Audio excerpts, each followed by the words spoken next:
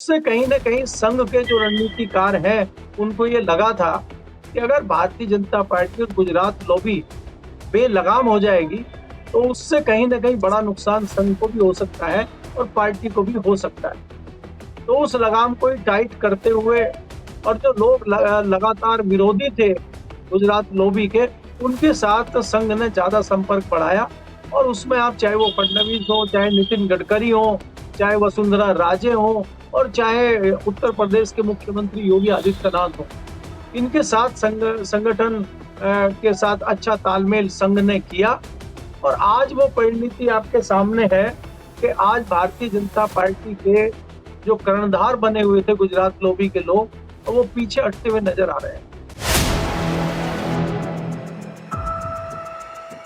नमस्कार दोस्तों, कैसे हैं आप लोग। उम्मीद है आप सभी अच्छे होंगे। भारतीय जनता पार्टी के भीतर बहुत बड़ी खिचड़ी पक रही है और ये खिचड़ी किसके पक्ष में है, किसके विपक्ष में है, ये भी सवाल खड़े होने लगे हैं। क्या प्रधानमंत्री नरेंद्र मोदी ने कमान अपने हाथ में ले ली है? क्या अमित शाह जी को साइडलाइन किया जा रहा है? क्या अमित शाह के जो विरोधी कहा जाता है, सत्ता पक्ष में भी एक विपक्ष होता है, तो क्या उस विपक्ष को अब अमित शाह के खिलाफ उतारने की कोशिश की जा रही है? क्या ये माहौल भारतीय जनता पार्टी के भीतर बनता हुआ दिखाई दे रहा है? एक तस्वीर हाल ही में आई थी जिसमें अमित शाह जी नदारद थे। अब उनके नदारद रहने के मायने क्या है, क्या धीरे धीरे करके समझ में आने लगे? करेंगे बात। केपी मलिक जी वरिष्ठपत्रकार हमारे साथ जुड़े हैं। सर, बहुत बहुत स्वागत है आपका। बहुत बहुत धन्यवाद हिमांशु जी, आपका भी और हमारे दर्शकों का भी।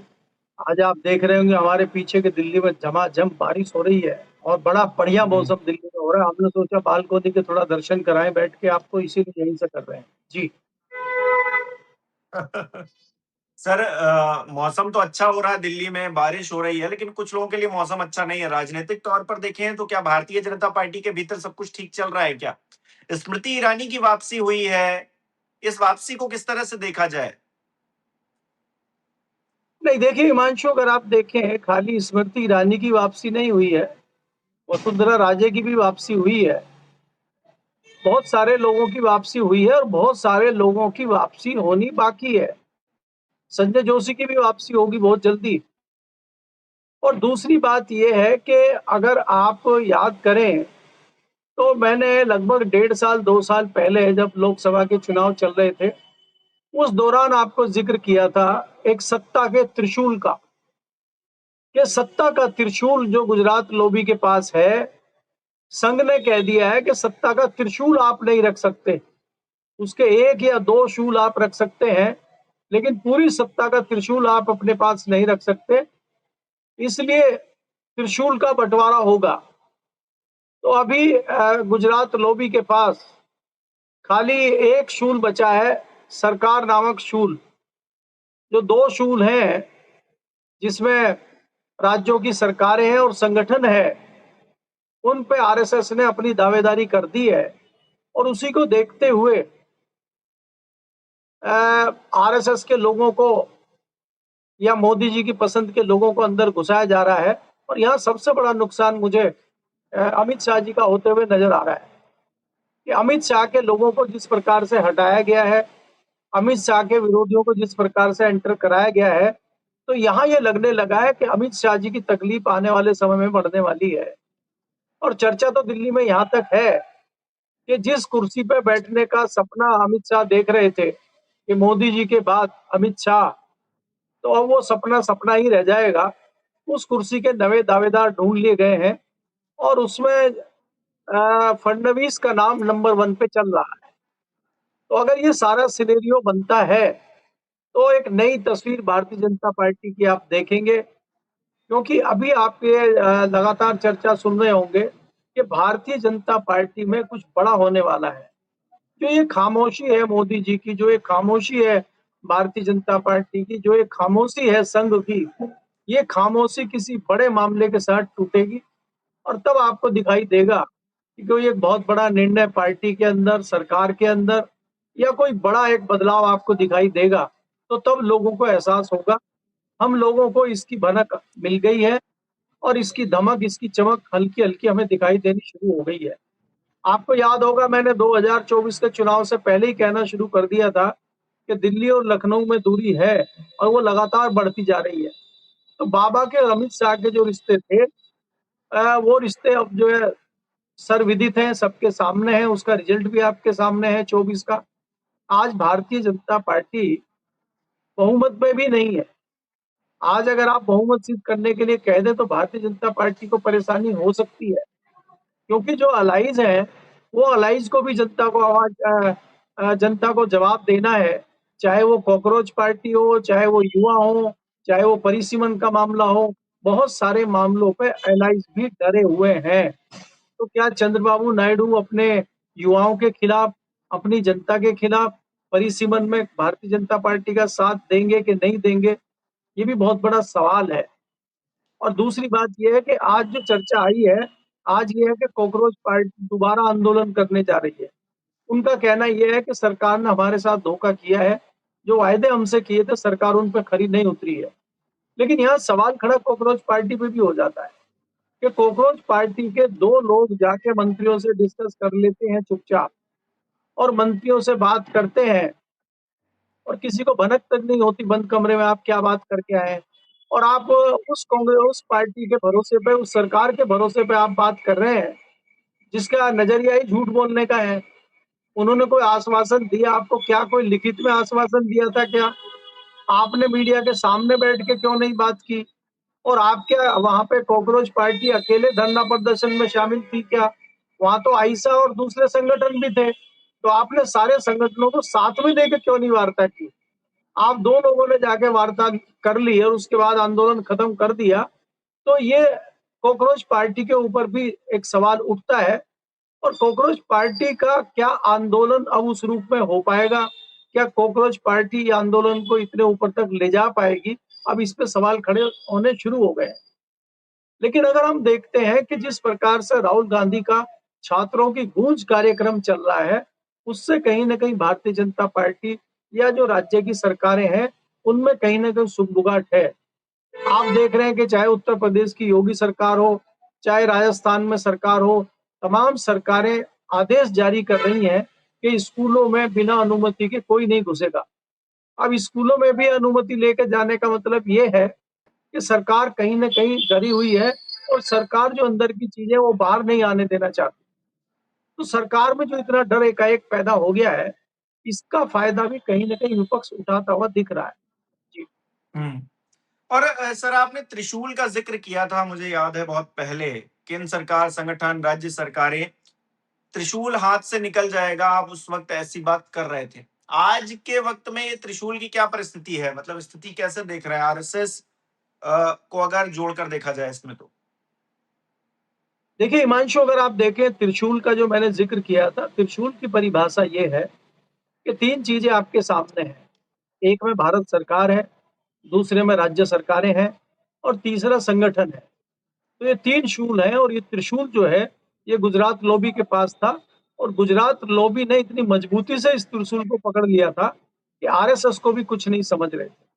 आपको याद होगा नड्डा जी जब राष्ट्रीय अध्यक्ष थे और राष्ट्रीय अध्यक्ष का बयान आया था कि अब हमें संघ की आवश्यकता नहीं है, अब हम अपने पैरों पर खड़े हो चुके हैं, मजबूत बन गए हैं। तो उससे कहीं न कहीं संघ के जो रणनीतिकार हैं, उनको ये लगा था कि अगर भारतीय जनता पार्टी और गुजरात लॉबी बेलगाम हो जाएगी, तो उससे कहीं न कहीं बड़ा नुकसान संघ को भी हो सकता है और पार्टी को भी हो सकता है।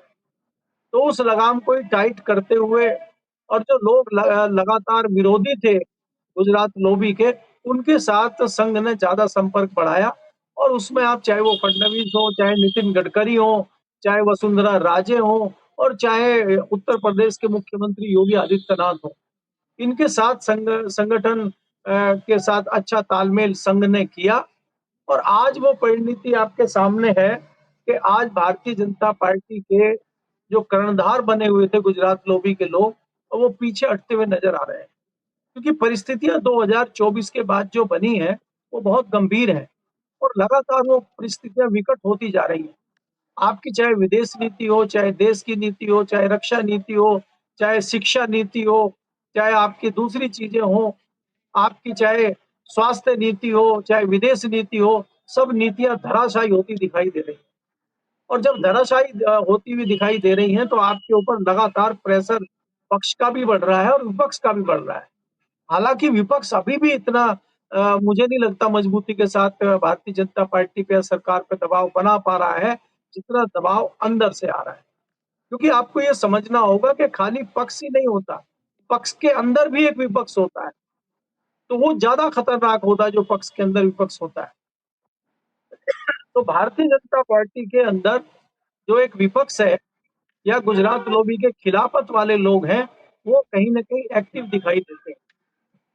अब आपने देखा कि एकाएक फडणवीस को दिल्ली बुलाया गया, चर्चाएँ चली।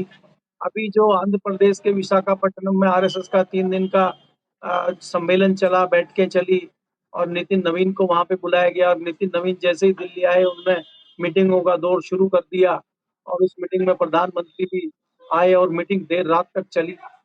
और वहाँ पे ऐसी मीटिंगों में अमित शाह का नज़ारा रहना चाहता है कि पार्टी के अंदर कुछ न कुछ ऐसा पक रहा है, जो अमित शाह को दूर रखा जा रहा है। नहीं तो पार्टी के, सरकार के किसी भी मामले में कोई भी महत्वपूर्ण मीटिंग हो, वहाँ पे अमित शाह हमेशा रहते हैं। दूसरी बात ये भी आप देखेंगे हिमांशु इसमें कि जिस प्रकार से कॉकरोच पार्टी ने और युवाओं ने जंतर मंतर पे धरना देके अमित शाह के ऊपर एक क्वेश्चन मार्क लगाया है, एक सवाल खड़ा किया है और राहुल गांधी ने वो सवाल पकड़ लिया है, उसका जवाब नहीं दे पा रहे हैं, पूरे मानसून सेशन में जवाब नहीं दे पाए और उसके बाद भी जवाब नहीं दे पाए हैं। उससे भी कहीं न कहीं एक बड़ा दबाव अमित शाह के ऊपर बना हुआ है और आने वाले समय में भी वो इसका जवाब दे पाएँगे, ऐसी संभावना नज़र नहीं आती। तो क्या ऐसे में संघ और भारतीय जनता पार्टी का जो विपक्षी खेमा है, वो क्या दबाव बना रहा अमित शाह पे? और क्या अमित शाह को ये भी हो सकता है कि इस्तीफा देना पड़े धर्मेंद्र प्रधान की तरह? हालाँकि ये बात अभी कई लोगों के गले नहीं उतर रही है और उनको बड़ी अजीब बात लगेगी ये। लेकिन इस तरह की परिस्थितियाँ मैं बता रहा हूँ आपको कि बन रही हैं धीरे-धीरे और अमित शाह के ऊपर बहुत ज़्यादा दबाव आ रहा है। ऐसी सिचुएशन में मोदी जी ने भी उनको अकेला छोड़ दिया है। क्योंकि आप देखेंगे मानसून सेशन में एक बार भी मोदी जी ने कोई बयान पार्लियामेंट के अंदर या पार्लियामेंट के बाहर अमित शाह के पक्ष में नहीं दिया, मीडिया में भी नहीं दी। उन्होंने अपनी वीडियो बना के जो सोशल मीडिया पे डाली, उसमें भी कहीं अमित शाह का ज़िक्र नहीं किया, उनका बचाव करने की कोशिश नहीं की। नहीं तो आप देखते हैं जब भी सरकार के ऊपर कोई दबाव आता है, जब भी सरकार के ऊपर कोई इस तरह की परिस्थिति बनती है, तो कहीं न कहीं अमित शाह सरकार को बचाने के लिए, प्रधानमंत्री मोदी को बचाने के लिए हमेशा योद्धा की तरह सामने खड़े रहते थे। लेकिन जब अमित शाह के ऊपर इस तरह की आपत्ति आई, तो सबने उनको पीठ दिखा दी। तो ये जताता है कि अमित शाह को अकेले छोड़ दिया गया है। तो ऐसे में अमित शाह जी क्या कर पाएँगे? क्या हश्र होगा?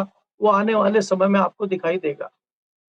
दूसरी चीज़ आप ये देख रहे हैं ना कि जो नई कमेटी बनी है, नई टीम बनी है नितिन नवीन की, उसमें अमित शाह के करीबियों को धीरे-धीरे हटाया जा रहा है।